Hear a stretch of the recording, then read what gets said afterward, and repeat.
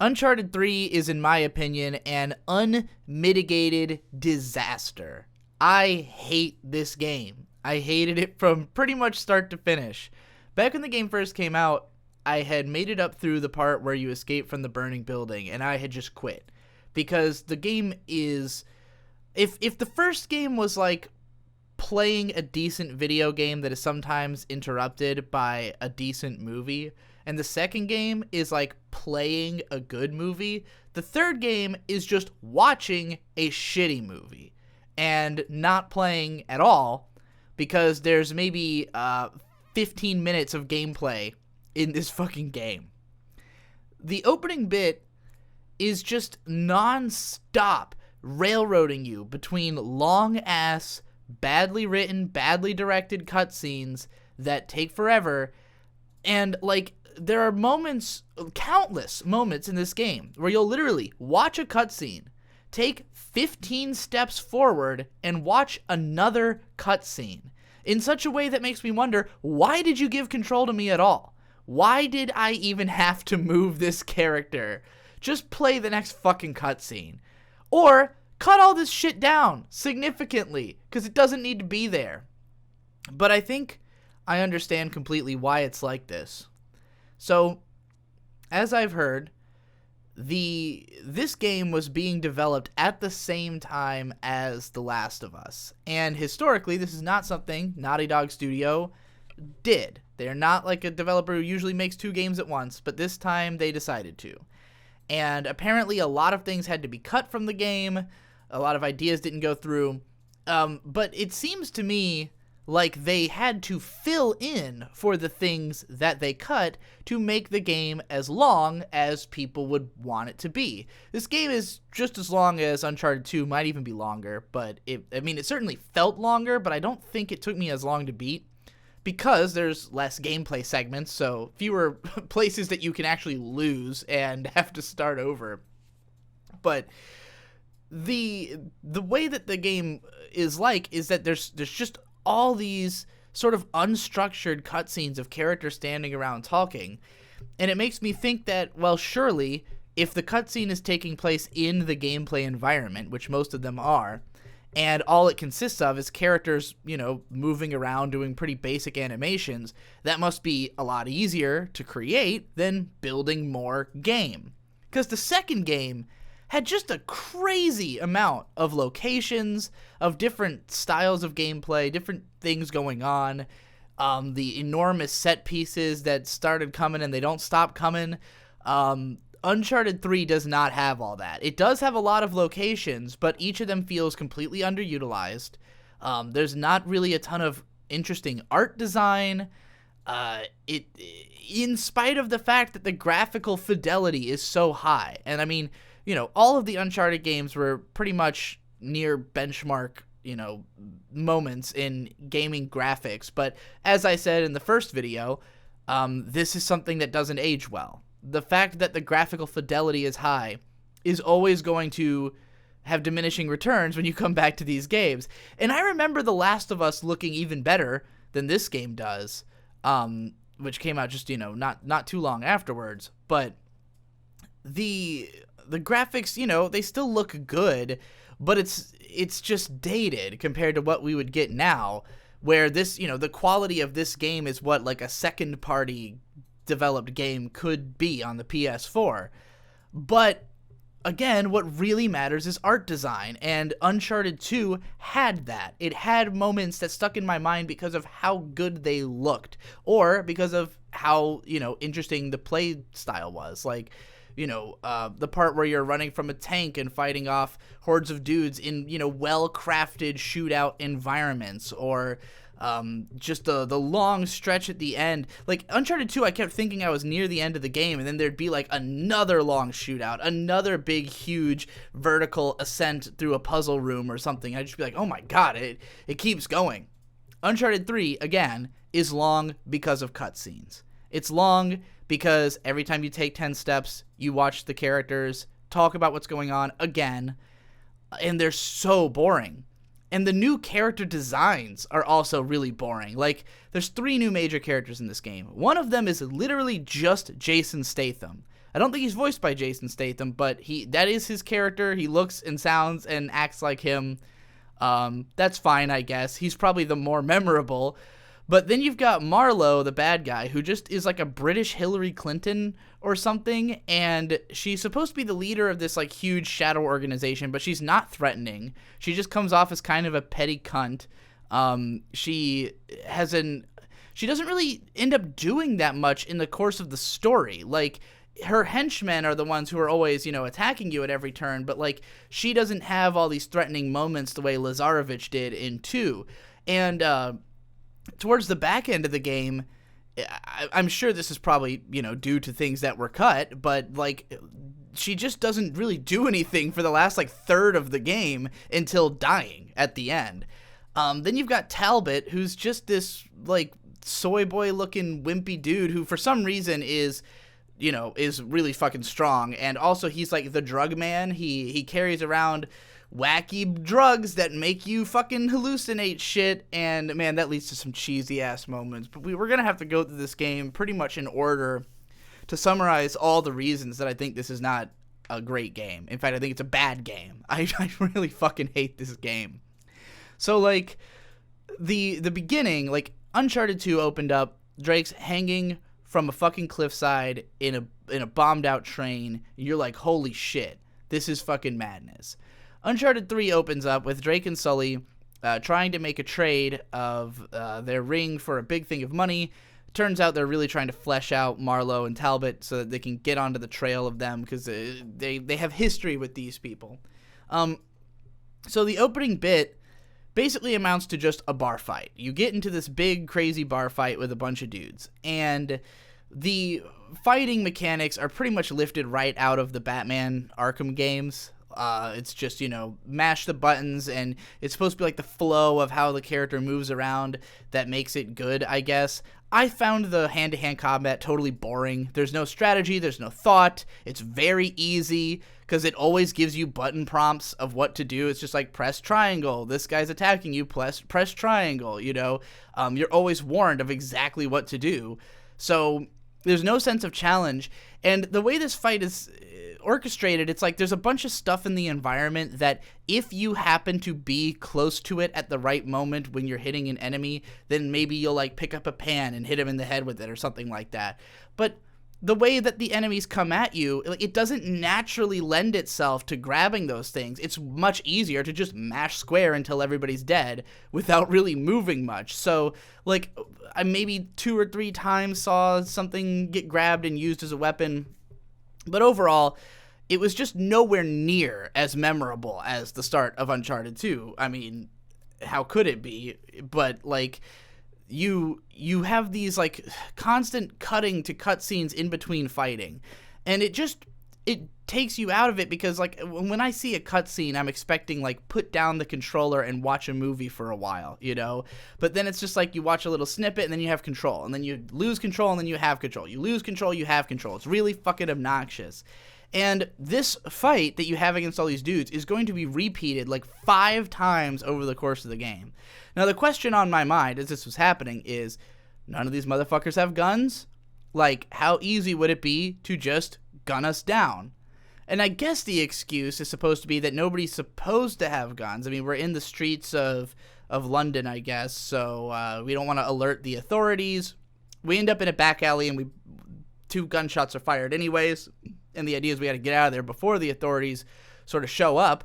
But like, it could have, like, from Marlowe's perspective, we literally get shot. This could have just as easily happened, and they clearly make an easy getaway. So it was no big deal if we got shot. Why not just shoot us?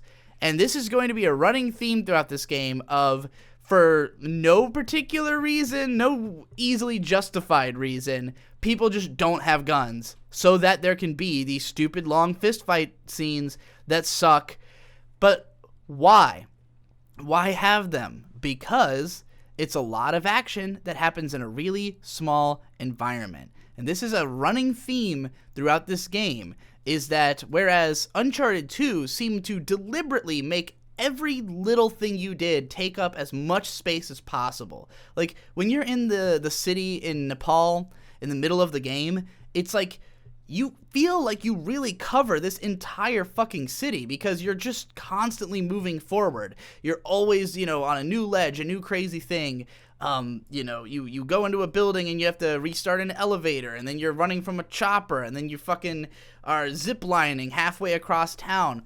And I'm sure that the way they make this possible, because I know they don't build out like an entire environment, is probably that they build out like this linear path of the actual playable section of the game, and then just have, a different skybox that looks like you're moving through the city as though it actually existed, but it's really just shifting, the perspective of a skybox, and like each one is probably individually drawn. Like, I don't think they would have had to build out this entire city as like a 3-dimensional space in order to make this possible, but it feels impressive. Uncharted 3 takes the opposite route. It's like you find yourself in a small room and you have to do something that takes up a lot of time. So for instance, puzzles. Oh my god, I fucking hate the puzzles in Uncharted 3. And I will say that at least they are actually puzzles, because in the first game, you basically would just open up your notebook, it would tell you the answer, and you solved it. It was very clear that the purpose of the puzzles was just to break up the action. It was just there. There's this video that Extra Credits made way the fuck back when they, were interesting, when they talked about differences in kind versus differences in difficulty or something like that. Basically, just the theory of how, in order to make each action scene pop individually, there needs to be some downtime between them, so that you don't feel like you're just doing the same thing all the time. And like, nobody particularly loves those segments, but they exist just for pacing reasons. So in Uncharted 2, they made it way better by, changing the different, like, what kind of puzzles you'll do. It's less about like solving a puzzle and more about finding your way around an environment or something, but all of them are interesting in some way. Like, I mean, the big memorable one is when you have to make the giant dagger stab into the guy's heart. It's like the visual design of the room is incredible. Like, it's a memorable moment because of what happens, even if like doing it is not complicated. In Uncharted 3, there's one puzzle early on.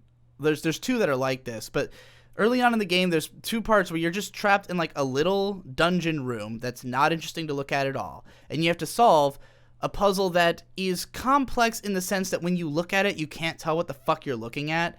And it takes a while to like really put together, like, okay, what exactly am I doing right here? Like, what is supposed to be happening? And then once you finally figure out like what the puzzle is, then you're like, oh, okay. And then you can solve it pretty easily. It's not really about like, testing your logical abilities. It's more about just figuring out what the fuck you're looking at, so that you could continue, but it takes way longer. So you're in these puzzle rooms for a long time, and you're in these combat arenas for a long time, and it's just like everything, every gameplay segment just feels like you're in one room for a while, and none of them are particularly interesting. You've got like stealth segments that are much easier to fail than they were in Uncharted 2, and when you fail, it becomes like a huge shootout, and the shootouts are, God, they're so often a pain in the ass, because in all the Uncharted games, they've had the shotgun guy who takes a little bit longer to kill. Particularly in Uncharted 2, there were these dudes with shotguns who are wearing full body armor and helmets, and like, they take like a full clip to take down, and it makes the fight that much tougher. In this game, those enemies take more than 2 clips of like any gun. You could shoot them with a rocket and they still take another rocket to take down. They are so fucking ludicrously overpowered, and they just make the fights frustrating, because usually in Uncharted you're dealing with snipers, you're dealing with people all over the place. Every enemy always knows exactly where you are the second combat starts, which has been true in all the games. They immediately have a beat on you. The second you pop your head out, you're getting shot. And in a lot of these situations, they have like one-hit kill enemies out there. So it's like, while the snipers, at least, usually they have a red bead that, like, you can get out of the way before they shoot you, there's usually, like, rocket spammers who are just, like, the second you pop out, bam, you get hit by a rocket from a guy you might not even be able to fucking see yet, And again, this has been a problem in all 3 games, but it's just exemplified in this game because not only do you have the rocket spammer, but you've got the fucking guy who takes 3 clips to kill and he's got a shotgun. And so by the time like you're trying to, gun him down before he gets too close while also worried about all these other shit. And like the gun variety just kind of sucks in this game as well. Like I felt like the loadouts were better in 2. The standard pistol in this game, and I'll say this, the one like thing I can definitely praise this game on is they made the guns feel a lot better. Finally, they have like way better sound effects, way more kickback, rumble in the controller. Like the guns finally feel okay to use, but they don't really animate the enemies that well when they get hit. So like the sensation of actually hitting an enemy is still not satisfying, and for some reason the starting handgun is the most inaccurate piece of shit in the world, where you can have it aimed directly at a guy's head and somehow the bullet misses. And like this was not the case in any of the other games. You always standard practice in a cover shooter is that the starting pistol it's weaker and it has a shittier reticule, but if you can get headshots, then you can always make it through with the starting pistol, which is what makes it so satisfying to use. In this game, you've got the starting pistol, and it fires slower than the one in the last game. It misses half the fucking time, so there's basically no advantage to using it, and you frequently have this, like, the submachine gun, the machine gun pistol, which in the last 2 games, the idea was that it had a bigger clip, but it's less accurate because it's just spraying all over the place. Somehow it's more accurate than the starting pistol in this game. So if you have the option of the SMG, you always take it. You're never going to use that starting pistol if you can help it because it's so fucking ass. And like usually you have options. So like it's not like you're getting stuck with it and having to make do. But it's just frustrating to use because it's so inaccurate and you feel like you shot a guy in the head and he's not dead for some reason. Oh my god. So like, you've all the other guns are fairly, all the mid-range weapons are interchangeable. The shotguns are better finally, I guess. Again, all the guns feel better, but just the shooting galleries are not well designed. And they were in the second game where, like I said in that review, you had so many unique ways that you had to progress through an action scene. And in 3, it always just kind of feels like a random smattering of chest-high walls and dudes. It's about on the level of the first game, but even then, the first game had more shooting galleries that were at least challenging in, I don't know if they were challenging in more interesting ways, but like, it was just less frustrating than it was in this game, where you've got the rocket spam happening all the time, the guys who take 3 fucking clips, like every fight I'm just like, oh my god, I can't believe I had to fucking kill this fucking dude. Occasionally there would be something shaken up, particularly towards the end of the game, it got a little bit better, like everything from when you arrive in the desert village onwards, I thought was the best part of the game. Because at least there are some shootouts where you can do things like destroy pillars to like knock a guy down, or there's a fight that takes place in like low visibility, even though for some reason all the enemies can see you but you can't see them, whatever, but like there's so many moments that have parallels to the second game and are just worse. Like for instance, in the second game there's this amazing bit where you're like in a convoy and you have to climb from car to car, like killing people in the cars, shooting guys in other cars, taking out motorcycles and shit, and making your way up the convoy. And I mean, it's fairly scripted. I mean, usually you kill a guy on the truck and then that truck's kind of out of commission. You got to jump to the next one. It conveniently is, right where you need it to be. But at least it felt somewhat like free-flowing, and there was some strategy involved, because you can't just freely jump from truck to truck. You're stuck on a truck if there's nothing else nearby, and you got to take out enemies. The situation progresses, and different things happen as it goes along. In Uncharted 3, there's a part where you're on horseback, and there's a convoy. And the thing is, you can just constantly get onto a truck and then back onto your horse, which sounds cool, except that what it leads to is just one by one taking out each truck. You can either follow behind them and just shoot the guys who are on the backs of the truck, and then move to the next trucks and shoot the guys in the back of those trucks from your horse. Or you can board the truck, kill the guy, get back on your horse, board the next truck, kill a guy, get back on your horse. There are some motorcycles here and there.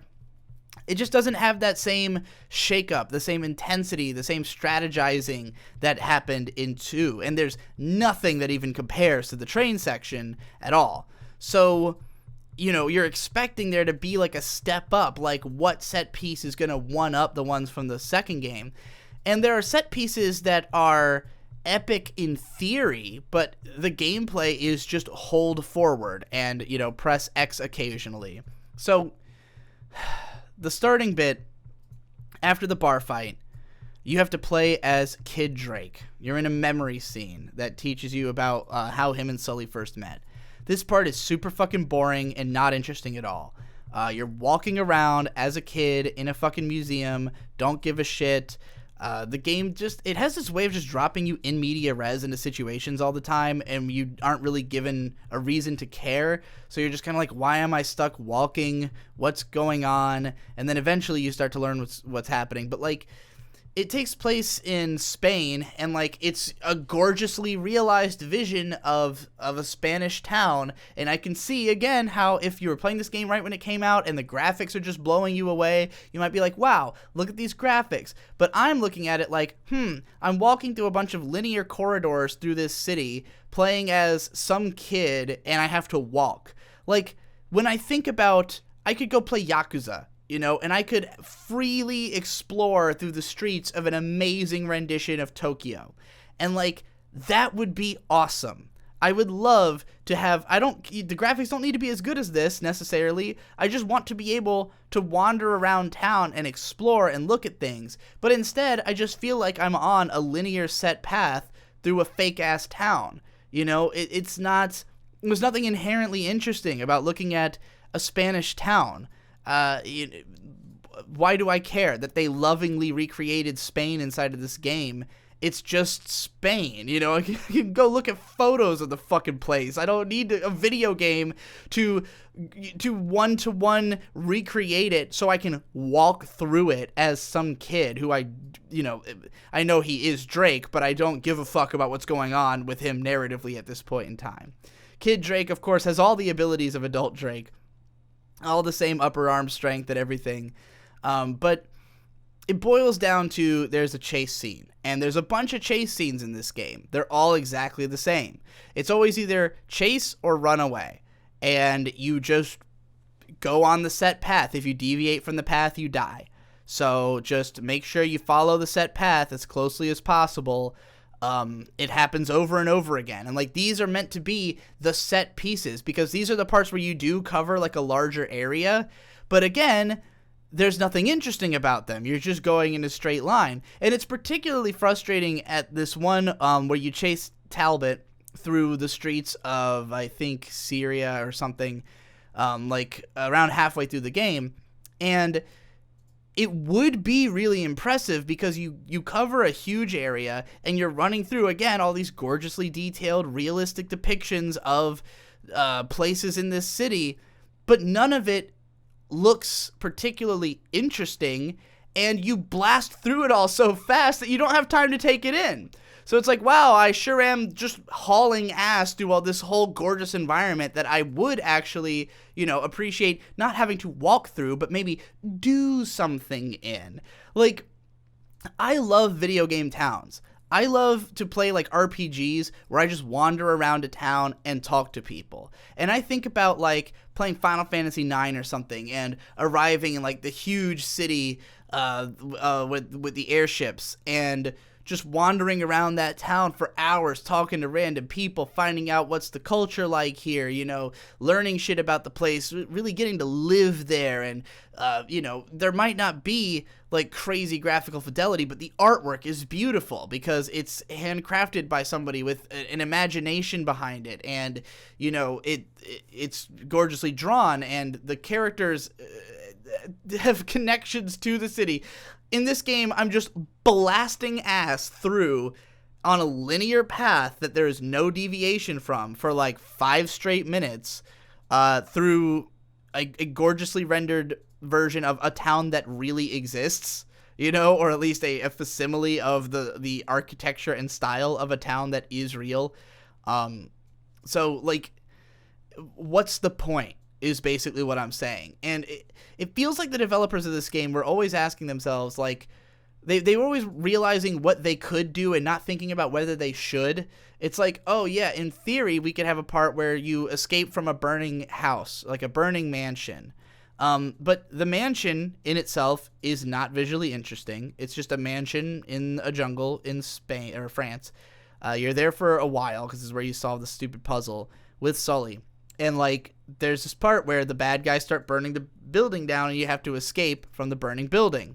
Well, you're in a burning building. You're surrounded by fire. What do you got to do? Follow the linear path. Now, in this one, they actually do throw enemies at you.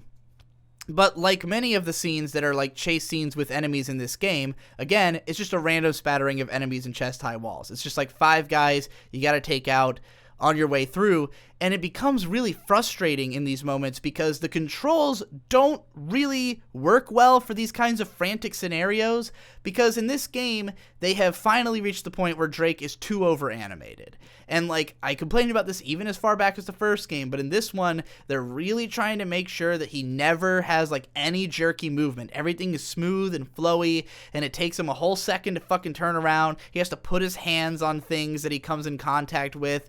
And so, like, because of all that, he sometimes can't decide which animation is the best one for the moment. So, like, when I want to go behind cover, I want him to snap behind cover. I want to click the circle button and have him go, boop, right into the cover.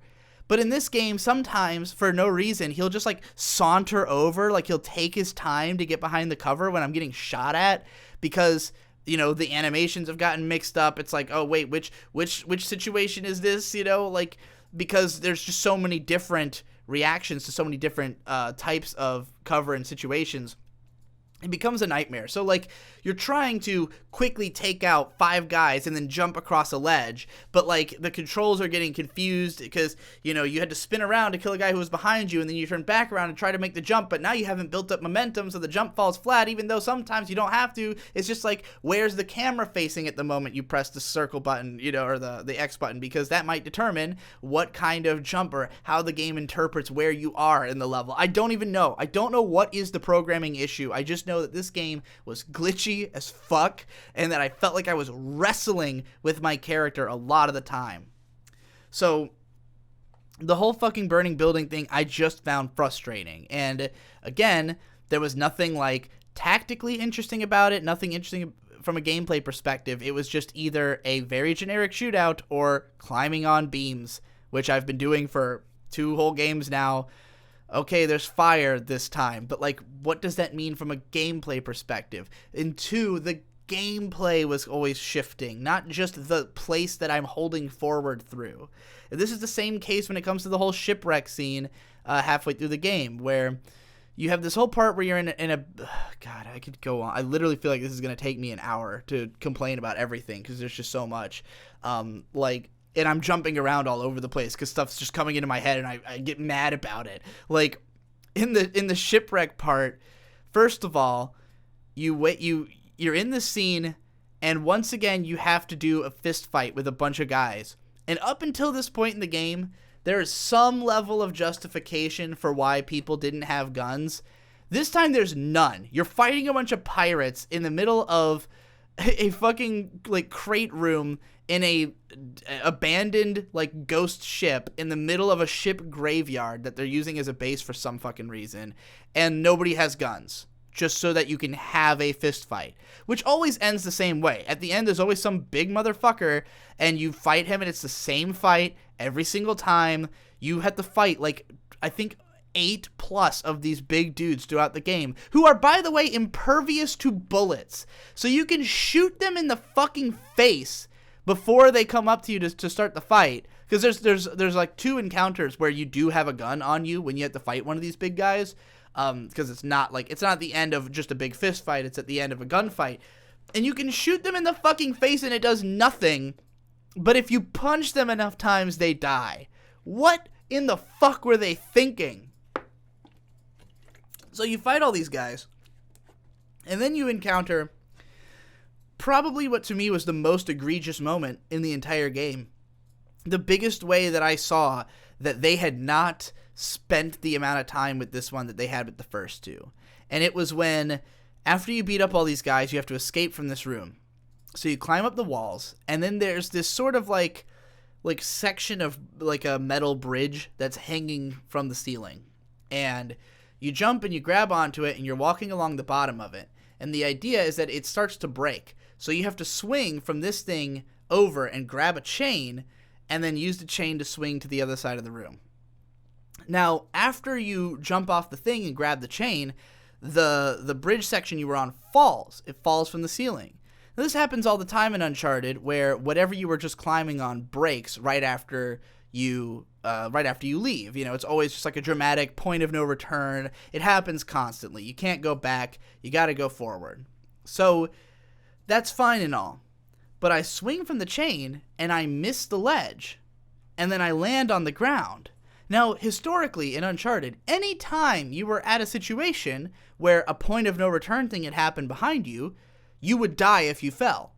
Because otherwise, it makes no sense for you to go back and do the same thing again if it was broken. So I'm on the ground, and the fallen bridge section is next to me on the ground. And I'm like, well, what the fuck? Like, how am I going to get up there if that thing broke? And I clearly fucked up the swing. So I climb back up, and there's just another section of bridge hanging there. There is now one on the floor and one in the sky. And I thought, oh boy, that is immersion breaking. Not that I was immersed, but like, this is something they were so careful to never let happen up until this point.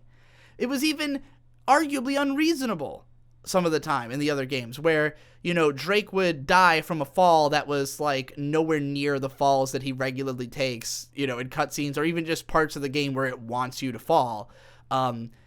So, you know, in that sense, I guess it's nice that they didn't do something that made no sense, but why even have the thing break if it was just going to come back? Really dumb. That wasn't the only time that I got really pissed at a scripted sequence. There was one part, right after the house that burns down, you go to like this castle in Syria, and you're supposed to climb up the wall. Well, I got onto a ledge, and there was like a breaker on the wall just like 5 feet to the right of me. A distance that you regularly would jump in these games and grab onto, and it looked like something to grab onto. So I jump, and I fall, and I die. And I'm like, huh, weird, because it definitely looks like that's going to be a grabbable ledge. So I come back, and I go up instead. I realized that I was supposed to continue going up. So I go up, and I start going to the right, and then the ledge that I'm on breaks, and I fall and grab the breaker box.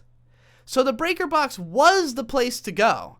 And mind you, when I jumped and died, I went right past the thing. You know, like, I would have been able to grab it if the game had let me grab it, but it didn't. Because it wanted me to do things in this particular order that leads to the scripted sequence, except that if I was going to end up on the breaker box anyways, what difference does it make if I grab it now versus later? They didn't even have to change anything. They could have just made it so if you go up, it breaks and you fall down, or you just grab the breaker box and you don't have that stupid little moment. That means nothing. Why would they put it so close that you could jump to it? Just put it further away. And it was like, it just felt like, did they not play test this? Did they not have somebody try it? And then they go, oh shit, we put that too close. It looks like the ledge is supposed to grab onto, you know? Like, again, it's not that this is like such a huge deal, just that the first two games never made this mistake. So it's really baffling that we're on Uncharted 3 and suddenly these sloppy design decisions are happening, you know?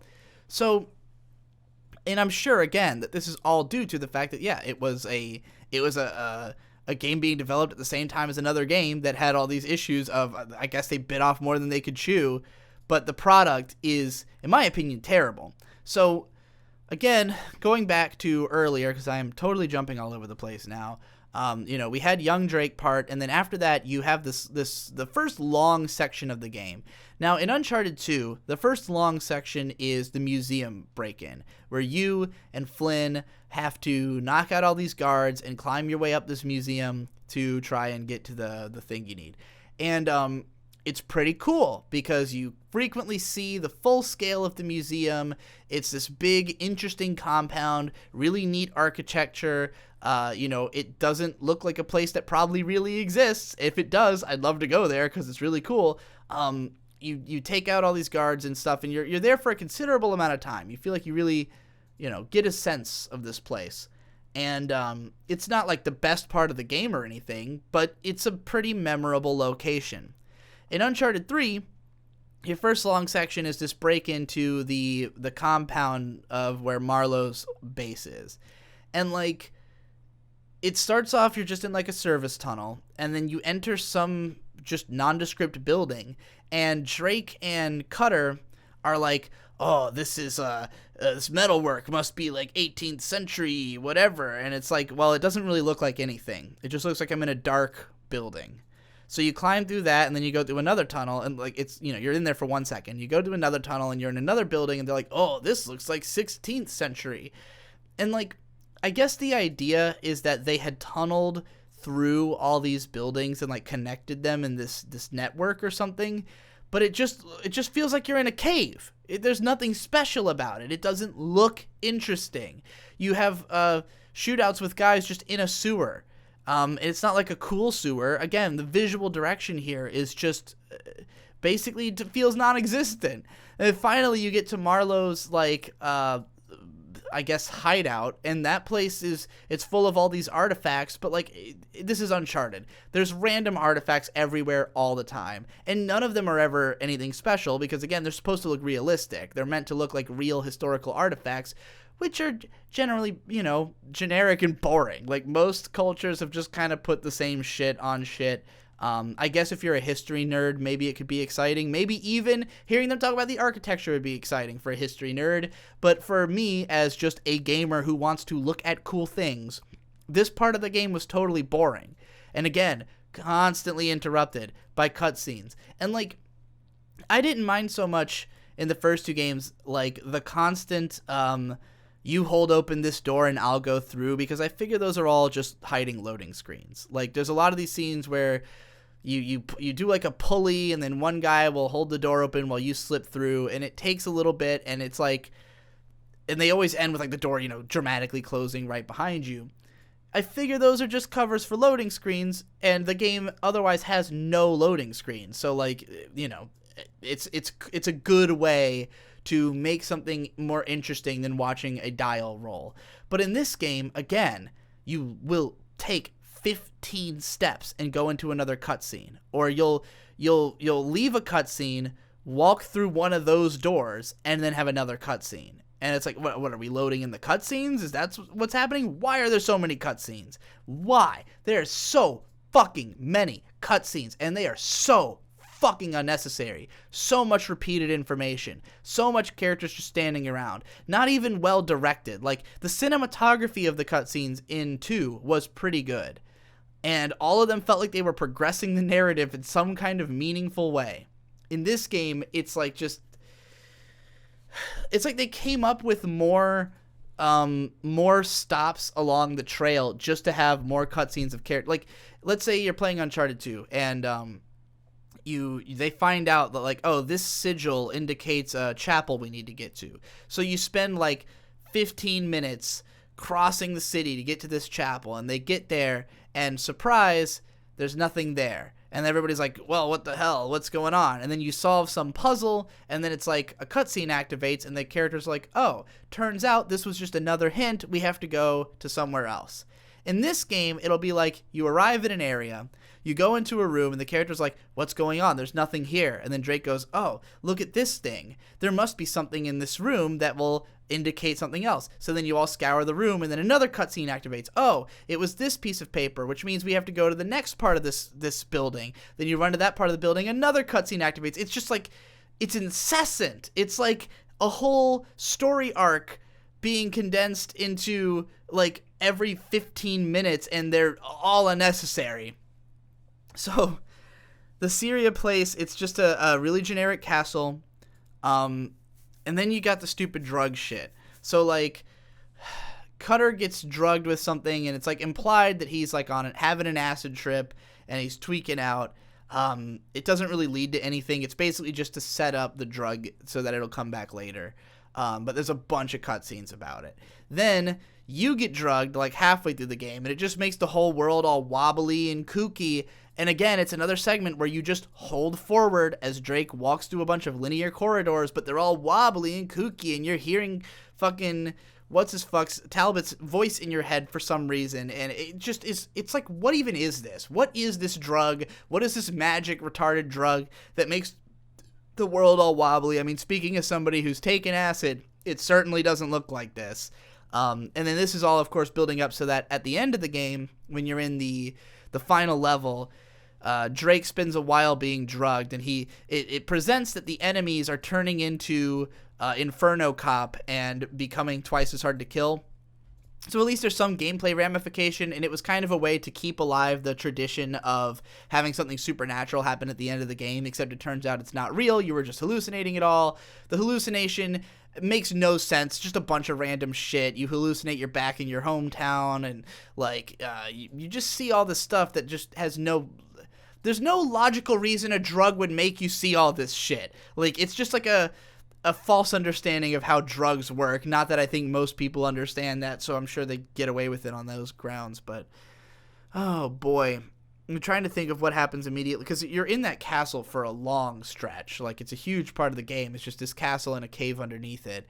And then, God, there's a part where there's like enemies just spamming rockets at you incessantly, and you have to take them all out with a sniper. But like, there's so many moments where like you get killed by a rocket from somebody who just spawned in or who you couldn't possibly have seen before. It's so frustrating. I'm trying to think where I am, because you teleport around all the time in this game. Like, it's always just like zip, suddenly you're in a new place. Yeah, I did the ship. Yeah, again, the whole sinking ship part is just like another hold forward and press X occasionally bit. Whoa, the ship's turning upside down. That's crazy. But like, again, these are all set pieces that sound cool on paper. They just don't lead to anything new in the gameplay, which is, it makes it so it just all bleeds into each other. It's just another thing is falling apart that Drake is escaping from. I really don't care. Like, it's not that visually impressive. It's not like shot well. It's just you holding forward and pressing X. Again, it feels like I'm watching a movie, not playing a movie in this game. You end up in the desert, and there's about 10 minutes of you holding forward while Drake walks through a desert. And this is something that could, like, the idea is he's like, whoa, he's hallucinating, it's so hot, he's, oh, where's Sully, I need to find him. It goes on for way too long. It's not that interesting. There's like a voiceover at one part saying all this weird pretentious shit. I don't know what that was about. I don't know if he was supposed to be hallucinating that, or if it was just like a flare that they thought would be cool. It's boring. The whole section is boring. It could have just been a cutscene that would have been like a minute long. Like, it's a cliche. We all know that you see mirages in the desert. It's not funny. It's not quirky. It's everything in this game pisses me off. Finally, when you get to the desert village, that's when, again, you get like the few pretty okay shootouts. Then you have the whole horseback section, which, like, in this one, like in the last game, you arrive at the snowy village after the big set piece on the train, and you have a while where you wake up in the village, you explore it a little bit, you walk around behind this guy, and again, it's a more interesting walking around scene because it's a mountain village that doesn't exist in reality and has like a distinctive kind of culture that you've never heard of, and like, I still think it's kind of a boring section, but I get that the point of it was to have this slow moment after like the most exciting thing in the game had just happened, and to endear you to the village on some level before you continue. But like, you meet new characters, you have some cutscenes, you do this long bit where you're in a crypt hanging out with this guy who's like your guy, your number 2 guy.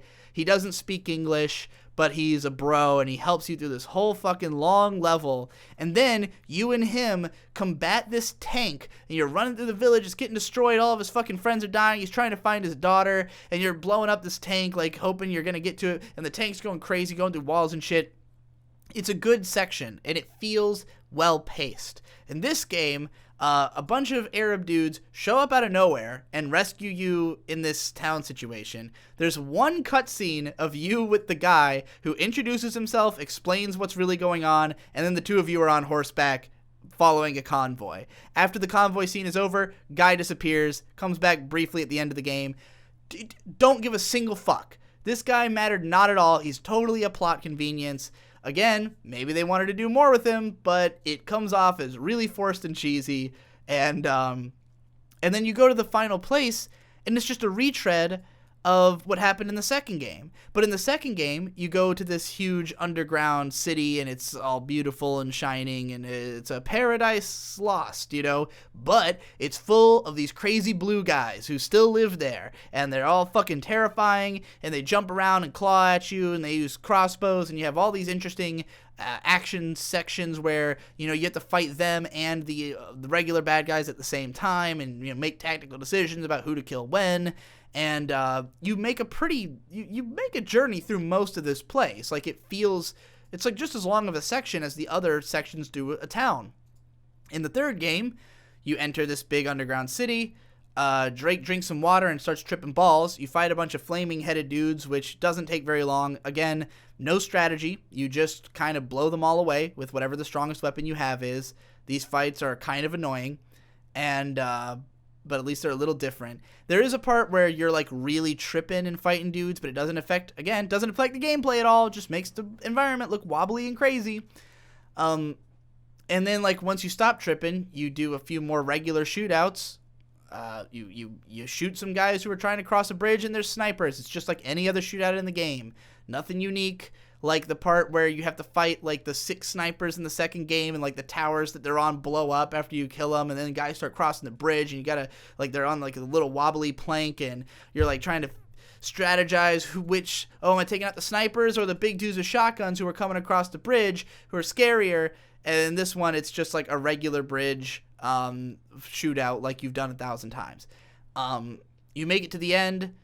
The final boss is just another fucking fist fight with Talbot on like a crumbling thing. He falls off. Marlowe dies in quicksand, which is hilarious. There's a fake out that Sully's gonna die. So I guess I should address the story, since I've just been bitching about the gameplay the whole time. And there's so many cutscenes. Surely there's a compelling story. No. Most of the cutscenes are, again, just, oh, well, we didn't find the thing here, we gotta go there. Cutter is an okay character. He's just kind of a nice guy. I like that he's like a history nerd along with Drake. It gives him something to bounce off of. Like, I could see him he's a character who I was endeared to enough by his personality that if he was, you know, in another game, I'd be like, hey, Cutter's back. Chloe doesn't really do anything or have any development. She's just there for the first half just to be there. But like the main thing that's the main thematic thread through this game is that Drake is pushing things too far. That like this particular mission is more dangerous than the other ones they've been on because Marlowe is running this big organization and they're always one step ahead of them. They're always like barely escaping death. Not that it seems that different from what you did in the last 2 games, but point being, everybody's like, oh, I don't know, Drake. Seems like your pride is driving you this time. Seems like, you would have turned away from this mission normally, but because it's about this matter of pride, you're continuing to pursue it. Because in the other 2 games, there were points where it was like, oh, we've gone too far, let's quit. But in the first one, you were trapped. And in the second one, it's like a moral thing. In the third one, it's just like, oh, Drake's pride is propelling him onwards. So everybody keeps telling you, like, oh, you're going to get Sully killed. Like, not even subtly, they're just like, yeah, if you keep doing this, you're going to get Sullivan killed. But Sully's, he's got your back. He's basically your dad, your de facto dad, as you find out. And like the scene that you have with him as a kid is pretty good. Does a good job of establishing how these two ended up together and like what their relationship is like. all the scenes with Marlowe and Talbot are fucking terrible. They're awful villains. They're boring. They're shitty, shit-eating shitbags. So, but like you have this scene with Elena, and like in this game, apparently you guys got married after the second game, but you've been separated or divorced. It's unclear.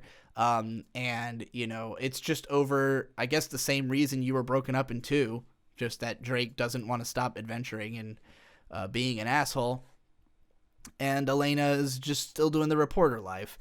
So there's some heartfelt moments with them, and of course at the end of the game there's a moment where it seems like Sullivan has been killed. And because the whole game has been telegraphing it up to this point, it's pretty believable. You're like, oh shit, they did it, they killed Sully. But then it turns out it was all a drug trip illusion. So that's a good twist, I guess. Like, it's nice that Sully didn't die in this shitty game, because that would be unfortunate. And that, you know, that all that telegraphing wasn't just to lead to the incredibly obvious thing that seemed like it was going to happen. And the fact that he's portrayed as unambiguously dead. Because, like, you don't start seeing really trippy shit until after Talbot hits you with this smoke. So it's implied that you're tripping because of the smoke, when the reality is you're tripping because you had drank this water before, you know, Sully died. Some people probably saw through it. I didn't. I was like, oh, this is clever.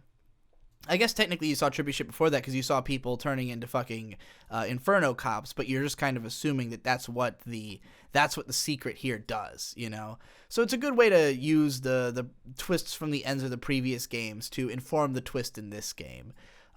But once you stop tripping and you realize that the problem here is just that the water makes you trip balls, now there is no supernatural element, and it's kind of like the stakes have been reduced right before the end of the game. It's like you've gone from thinking you're fighting all these crazy super soldiers to just a couple of final shootouts that are normal, and then an escape scene from the crumbling city that's, you know, just another one. It's not even that long.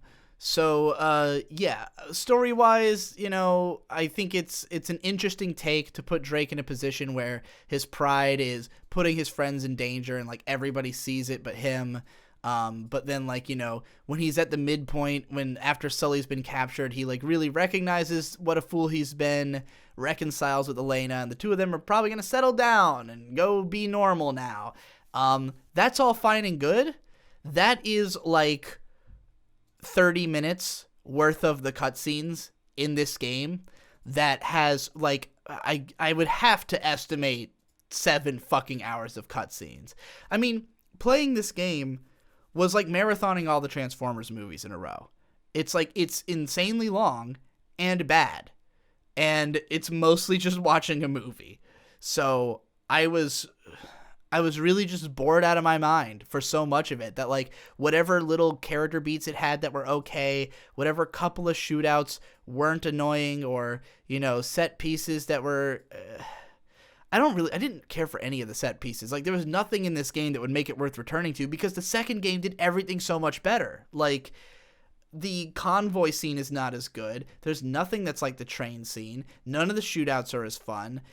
Escaping from the sinking ship would have been cool, and, like, the water physics look neat and shit, but you know, again, there was nothing unique gameplay wise. It felt like something I experienced once and I don't need to experience it again.